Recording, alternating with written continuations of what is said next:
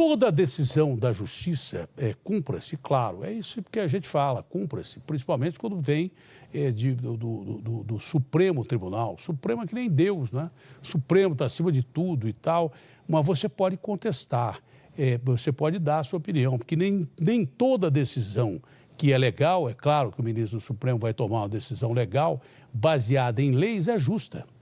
O que é injusto é o nosso Código Penal, que é uma brincadeira, tem quase 100 anos e favorece desde o bandidinho que é menor e mata, desde esse bandido que dá um tiro no peito desse rapaz e daqui a pouco sai numa temporária e foge, até o Galo, que era um traficante do PCC, ou o Capuava, traficante do PCC, que são liberados aí pela lei que está escrita no papel e de repente nunca mais ninguém pega, some e desaparece.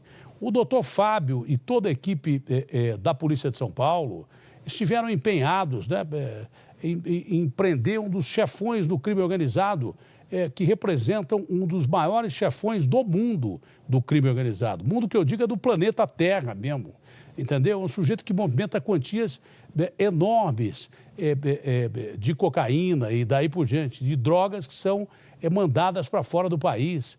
Falei com o doutor Seco aqui outro dia, as quantias são enormes, não vale nem a pena ficar falando para não incentivar esse tipo de crime, mas policiais especiais, como o doutor Fábio Caipira, prende um cara chamado André do Rep, que é um dos maiorais aí no cronograma do mundo do crime.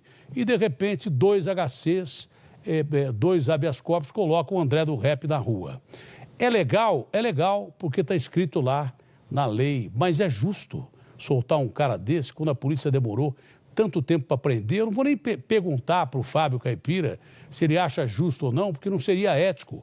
Mas, doutor Fábio, o senhor que prendeu um cidadão desse, eu queria que o senhor dissesse, até ao ministro que deu a liberdade a ele, mas a todos nós, o que é que representa o André do Rep no mundo do crime, doutor Fábio? Atena, boa tarde, amigos da Band.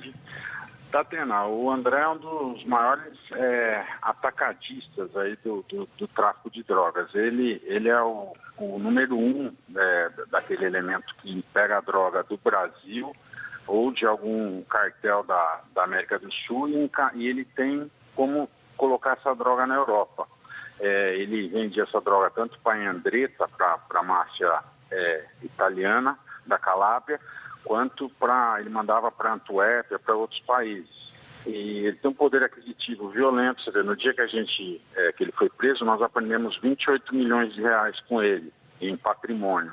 E a gente até hoje teve, por coincidência, um dos meus delegados teve uma reunião hoje com a promotora, porque a gente está querendo que faça a alienação, a venda antecipada dos iates que foram presos com ele. Nós prendemos 2 iates avaliados em 12 milhões.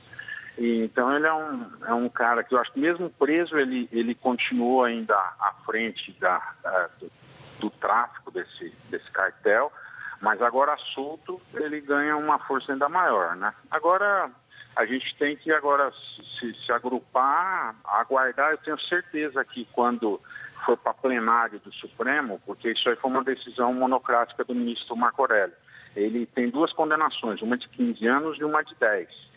Já todas em segunda instância, já todas, na verdade, quase que em terceira instância, porque elas foram pelo TRF já, só falta o STF para transitar em julgado. E então eu acho que quando ele já tinha tido um alvará da primeira condenação de 15 anos, agora hoje teve na de 10. Eu tenho certeza que quando for para a Câmara, que aí são 5 ministros que julgam, esses 2 HCs vão ser revogados. Aí vão sair novos mandados de prisão para ele, aí vai ser nosso trabalho prendê-lo outra vez. Ele ficou outra vez 6 anos foragido, vamos ver se a gente consegue prender ele rápido. Significa um retrocesso de 6 anos de tentativa de prisão desse cara.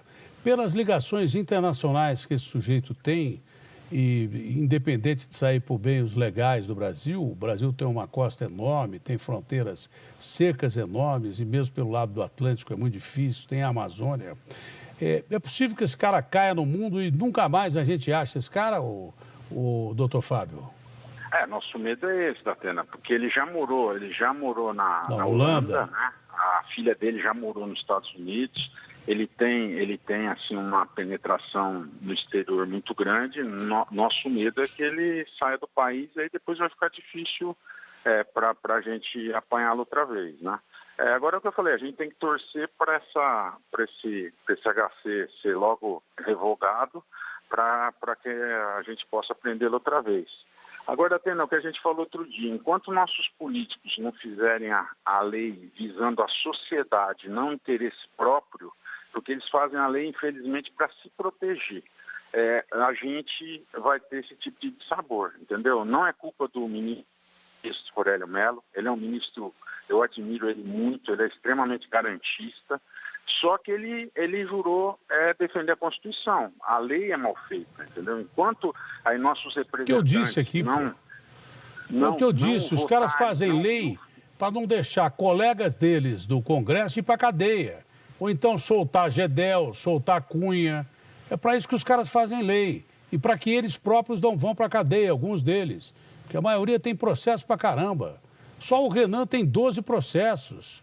Entendeu? E outros caras tantos aí com processo pra caramba na cacunda e eles não votam leis mais pesadas. O ministro Moro, o juiz Alexandre, membro do Supremo, tem pacotes de crime que previam penas pesadas, inclusive em relação ao crime organizado. Cai no Congresso, eles desidrataram o projeto do Moro, né, dando liberdade pra caramba para quem merece estar na cadeia. Esse cara não pode, se ele sair da cadeia...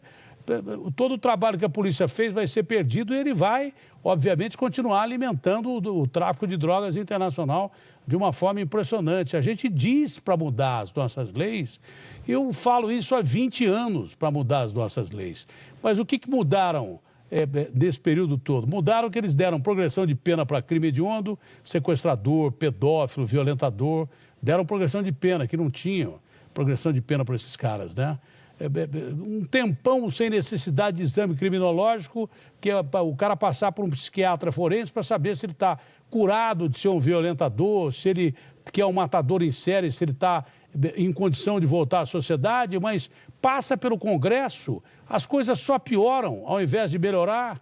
Ou eles pensam mesmo bom político, mesmo considerado bom político, aquele que não é ladrão e daí por diante, quando ele vota contra uma lei que desfavorece o crime organizado, né, contra uma lei que vai colocar bandidão, como esse André do Rap, na cadeia e o cara não vai sair mais, quando ele vota contra esse tipo de lei, para favorecer o colega dele que está do lado, que é ladrão, lá dentro do Congresso, ele está votando contra o povo brasileiro. Esse é o detalhe.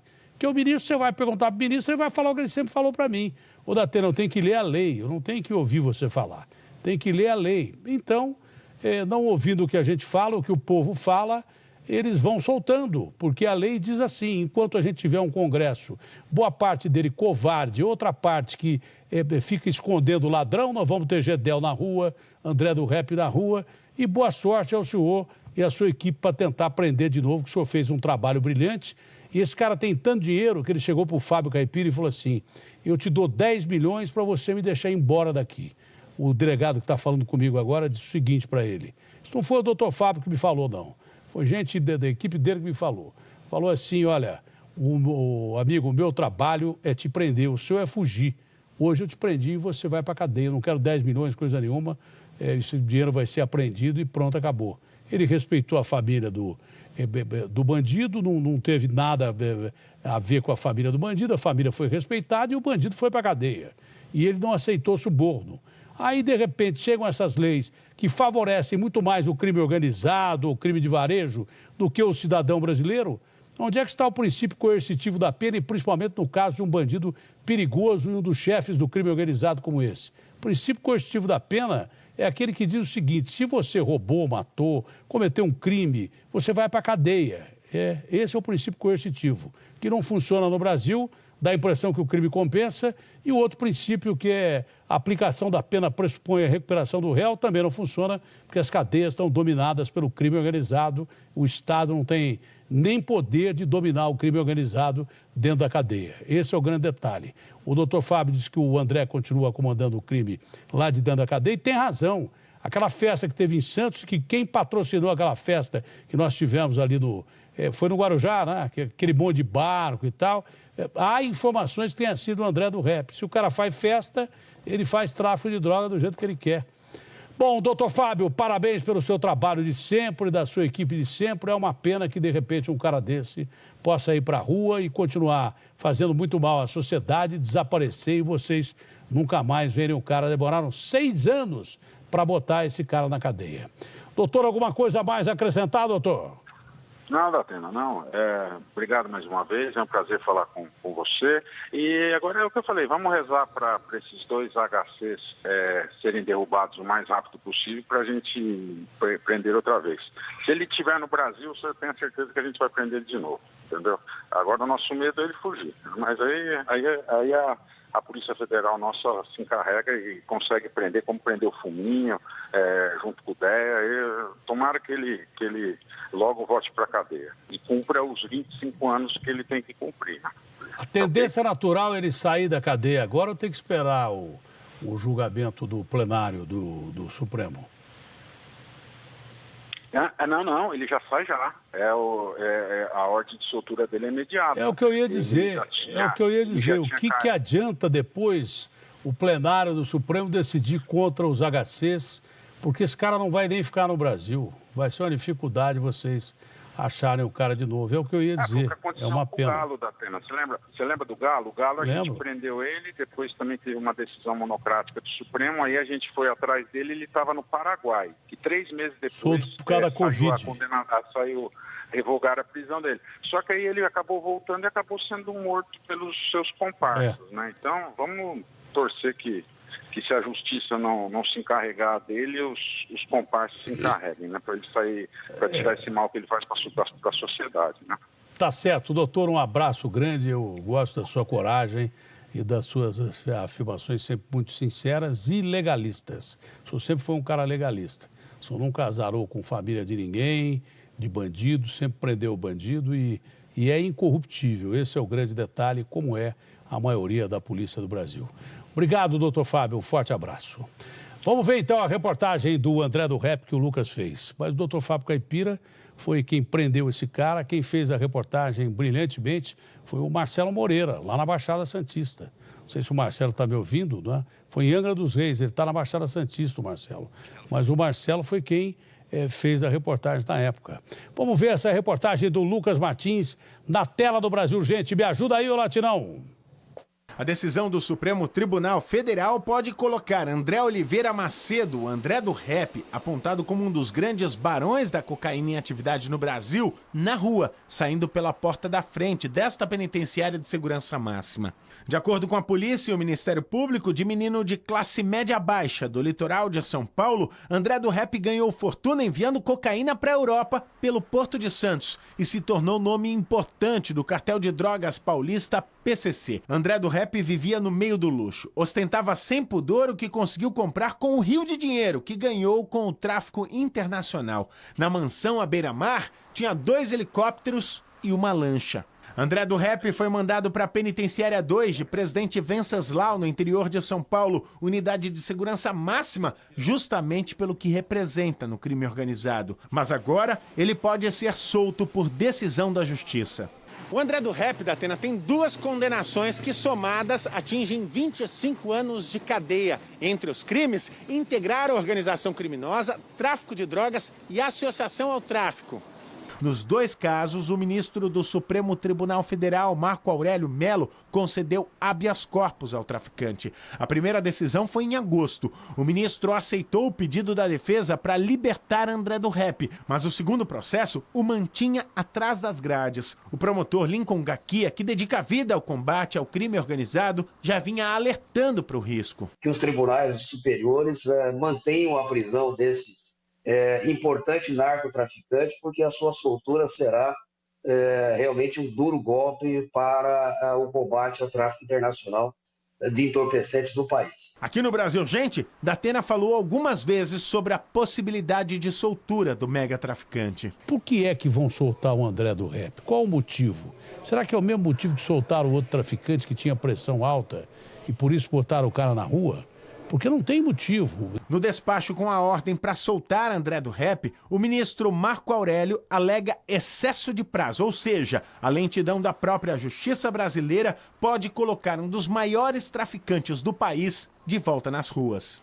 Olha, pode ter sido um dia que eu não estava aqui, mas aquele galo, mataram o galo. É como disse o doutor Fábio Caipira, que mataram o galo, eu não sabia. Soltaram o galo depois de um tempão da polícia, que era um dos maiores traficantes do PCC. Soltaram o cara e parece que foi morto por briga de quadrilha.